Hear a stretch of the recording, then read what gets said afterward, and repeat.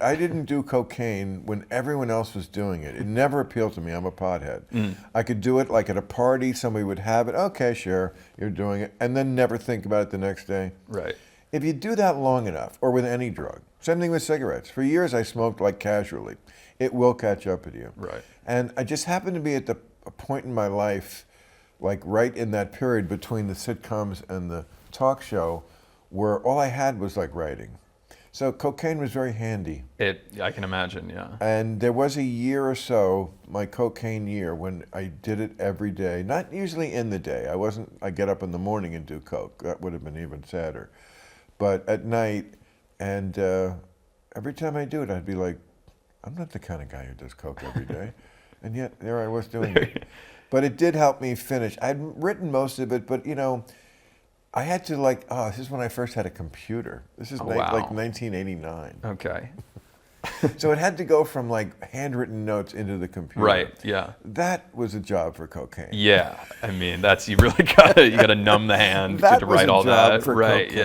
yeah. And cocaine did very well. Well, what's your process now? Definitely not cocaine. How do you work? How do you get? Because you do a lot of things. You do the podcast. You do real time. You write all that stuff. I mean, they're all different. I mean, real time. What I work mostly on is the editorial at the end. I mean, that's 8 to 10 minutes, but it can take me 20 hours. I like having a show on Friday, and being able to move it closer to what I would like it to ultimately be, as perfect as I can make it.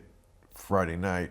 So Monday, I start, we get a first draft.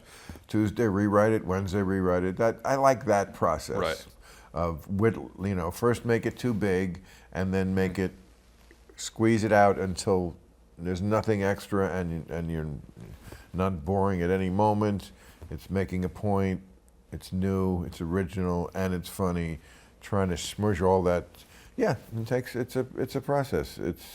I'm a creature of habit. I like having Monday I do this, Tuesday I do this, Wednesday I do this, Thursday I do, I like that. That's helpful for me. And you're in the throes of the 22nd season now. Congrats. The throes.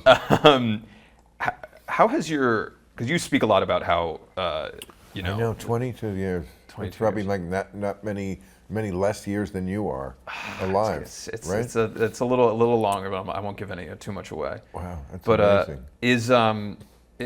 how has your audience changed over that time? Do you think your audience has changed? Oh, definitely. I mean, well, first of all, for years I was complaining about the audience for good reason. It was very frustrating because I would say, like, why am I always fighting with my own audience? And then be like, these people write in like months, sometimes years ahead of time. They're desperate to get tickets. It's but they were just too woke. They were just assholes. Not most of them, but like groaners, we would call them. Just groaners. Like, make an off-color joke, you get a groan, something like that. Who do you think you came to see? Right. And I would be saying, you can see literally any other talk show on TV, political or not, although they're all somewhat semi-political at least. So why are you bugging me? Why are you coming here and impeding? And people would say to me, I love it when you fight with like that. I'm like, yeah, but I don't. And then it started to get better, I don't know, somewhere a little before the pandemic. And then the pandemic was really the great thing, because it made us win the audience by 2/3, because of distancing. It was very important that we kept apart from each other during the forever flu. So we had to weed out like a lot of and somehow they just got rid of the groaners. I don't know how it happened. I'm not privy to but ever since, and then it just kind of took off. And there's another factor, I think, which is also like we had to switch out like the groaners for a different kind of like old school liberal who's mostly liberal or conservatives, but not like Trump conservatives. Right. So it's a much more centrist kind of audience. I was reading in the paper today, extremism is like what Americans think is like the worst problem.